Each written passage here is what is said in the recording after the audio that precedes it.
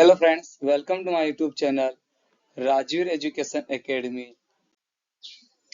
आज हम पढ़ेंगे चैप्टर सेकंड प्रश्नावली 2.2 का प्रश्न पहले का छठा प्रश्न। तो हमारे पास प्रश्न है, द्विघात बहुपद 3x की घात 2 माइनस एक्स माइनस 4 के शून्य ज्ञात कीजिए और शून्यंकों तथा गुणांकों के बीच के संबंध की सत्यता की जांच कीजिए।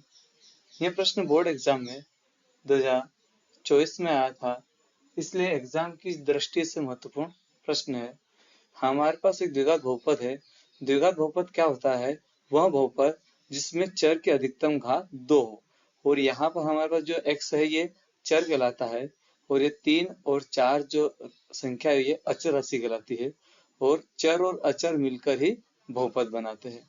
तो हमारे पास द्विघात बहुपद है और द्विघात बहुपद के शून्यकों की संख्या भी 2 होती है, जिसमें हमको इसके शून्य ज्ञात करना है।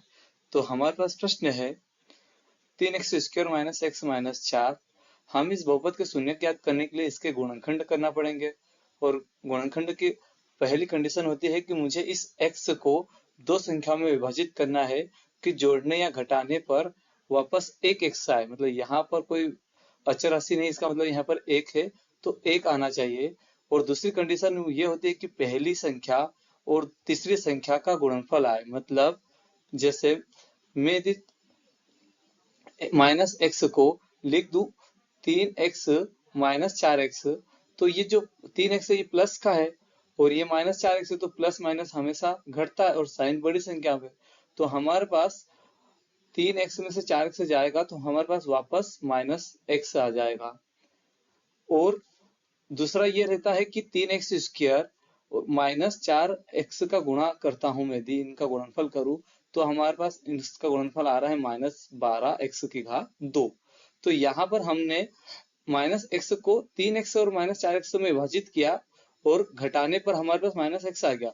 और अब हम 3x गुणित माइनस 4x करेंगे तो हमारे पास माइनस का 12x² आ जाएगा, जो पहली और तीसरी संख्या का गुणनफल है।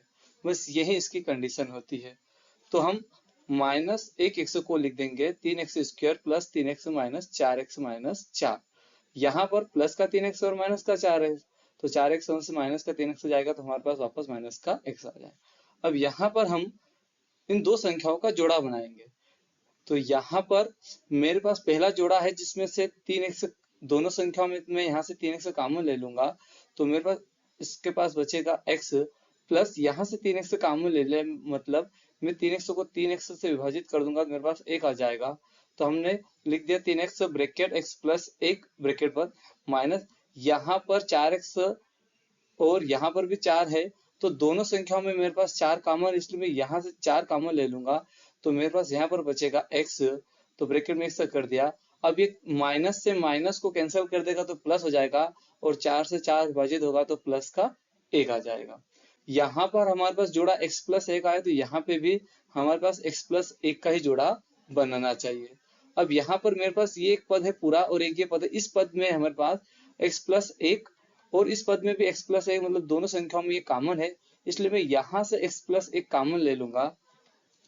तो हमने x प्लस 1 यहाँ से कॉमन ले लिया तो मेरे पास इसके पास बचा है 3x और यहाँ x प्लस 1 कॉमन आ गया तो मेरे पास बचा माइनस का 4। तो हम इसको ब्रैकेट में कर देंगे। अब मैं x प्लस 1 को 0 से कंपेयर करूंगा तो मेरे पास आ जाएगा x प्लस 1 बराबर 0 और 3x माइनस 4 को भी हम 0 से कंपेयर कर देंगे, दोनों संख्याओं को 0 से कंपेयर कर दिया। अब यहाँ पर हम x मतलब शून्य ज्ञात करना है x, तो यहाँ पर मैं 1 का पक्षांतर कर दूंगा, प्लस का है तो पक्षांतर करने पर ही माइनस में चला जाएगा। तो हमारे पास आ जाएगा x बराबर -1। यहाँ हमारे पास -4 जो है वो माइनस में है, सॉरी -4 में है, पक्षांतर करेंगे तो +4 में चला जाएगा तो हमारे पास आ जाएगा 3x बराबर 4। अब हमारे पास पहला शून्य आ गया है। अब दूसरे शून्य में भी हमें इस x का मान ज्ञात करना है, इसलिए हम यहाँ पर जो 3 है वो गुणित में है, पक्षांतर करेंगे तो भागित में चला जाएगा। तो हमारे पास पहला शून्य तो हो जाएगा x बराबर -1 और यहाँ 3 गुणित में था, पक्षांतर करने में 4 के भागित में चला जाएगा तो दूसरा शून्य आ जाएगा 4/3। ये हमारा आंसर हो गया। द्विघात बहुपद के हमारे पास दो शून्य आ गए हैं। यदि प्रश्न में शून्य पूछा है तो आपको यहीं तक करना है, आगे इसको हल नहीं करना है। और यदि पूछा गया है कि शून्यकों तथा गुणांकों के बीच जांच भी करना है तो ही इस प्रश्न को आगे बढ़ाना, अदरवाइज यहाँ पर इसको क्लोज कर देना। अब हम शून्यकों तथा गुणांकों के बीच जांच करेंगे तो इसके लिए हम एक थ्योरी लिखेंगे। हम जानते हैं द्विघात बहुपद का व्यापक रूप ax² plus bx plus c होता है। अतः द्विघात बहुपद 3x की घात 2 माइनस x माइनस 4 से तुलना करने पर, तो यहाँ पर हम abc जो एक वास्तविक संख्या होती है हम उनसे तुलना करेंगे। तो a बराबर मेरे पास आ जाएगा 3, क्योंकि यहाँ जो x² होता है वो a को रिप्रेजेंट करता है और यहाँ x² के साथ में 3 है वास्तविक संख्या, इसलिए मेरे पास a का मान 3 आ जाएगा। b का मान आ जाएगा हमारे पास -1, क्योंकि यहाँ जो x होता है वो b को रिप्रेजेंट करेगा और यहाँ x के साथ एक संख्या 1 होती है हमेशा, जो अभी यहाँ पे लिखी नहीं जाती लेकिन 1 होता ही है, इसलिए हमारे पास b बराबर आ जाएगा -1। और c का मान हमारे पास है -4, क्योंकि यहाँ पर जो c है वो अचर राशि को रिप्रेजेंट करता है और यहाँ अचर राशि -4, इसलिए c का मान हमारे पास -4 आ जाएगा। अब हम ये जो अल्फा और बीटा होते हैं ये ग्रीक भाषा के अक्षर होते हैं जिनका गणित में बहुपद के शून्य के रूप में प्रयोग किया जाता है। तो हम यहाँ पर अल्फा को, हमारे पास जो पहला शून्य था उसे हम अल्फा नाम दे देंगे और हमारे पास जो दूसरा शून्य था उसे हम बीटा नाम दे देंगे।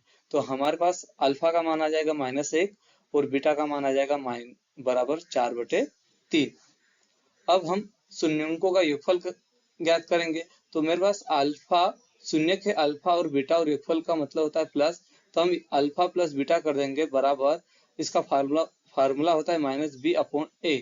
यहाँ हम वैल्यू पुट कर देंगे तो अल्फा का मान हमारे पास -1 प्लस बीटा का मान है 4/3 बराबर, ये जो माइनस है फार्मूले का माइनस होता है और b का मान हमारे पास -1 है, इसलिए हम ब्रैकेट में -1 कर देंगे बटे में a का मान हमारे पास 3 है तो हम a के जगह पर 3 वैल्यू पुट कर देंगे। अब यहाँ पर हम 3 का एलसीएम लेंगे, तो क्योंकि इस एक के नीचे भी संख्या 1 होती है, हर इसका भी 1 है, इसलिए मैं यहाँ इन दोनों का गुणज 3 होता है, इसलिए मैं एलसीएम 3 ले लूंगा। अब माइनस का 1 कर दूंगा और इसके नीचे एक संख्या है जो हर है, उस 1 से मैं 3 को विभाजित करूंगा तो 3 बार, तो गुणित में मैंने 3 कर दिया, प्लस 4 का 4 और 3 से 3 विभाजित होगा एक बार, तो गुणित में 1 कर दिया बराबर, यहाँ माइनस से माइनस का गुणा करेंगे तो हमारे पास प्लस का 1/3 आ जाएगा। अब मैं -1 गुणित 1 करूंगा तो हमारे पास -3 आ जाएगा, प्लस 4 गुणित 1 करूंगा तो 4 आ जाएगा और बटे में 3 बराबर 1/3 चलेगा। अब -3 है और प्लस का 4, इसलिए माइनस और प्लस हमेशा घटता है और साइन बड़ी संख्या का, और बड़ी संख्या हमारे पास प्लस की 4 है, इसलिए मेरे पास प्लस का 1/3 आ जाएगा बराबर, हमारे पास 1/3 आ जाएगा। दोनों पक्ष हमारे सही है, बराबर है, इसलिए यह उत्तर हमारा सही है। अब हम शून्यकों का गुणनफल करेंगे। तो मेरे पास शून्य है अल्फा गुणित बीटा बराबर, इसका फार्मूला होता है c/a।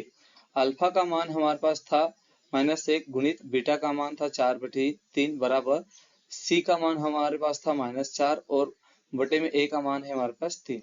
यहाँ पर मैं -1 गुणित 4 करूंगा तो हमारे पास माइनस का 4/3 आ जाएगा और इधर का पक्ष भी हमारे पास -4/3 है और दोनों पक्ष हमारे बराबर आ गए, इसलिए यह उत्तर हमारा एकदम सही है। आई होप कि यह वीडियो आपको पसंद आया होगा। यदि मेरा वीडियो यह पसंद आया हो तो प्लीज मेरे वीडियो को लाइक करें, सब्सक्राइब करें और शेयर करें। धन्यवाद।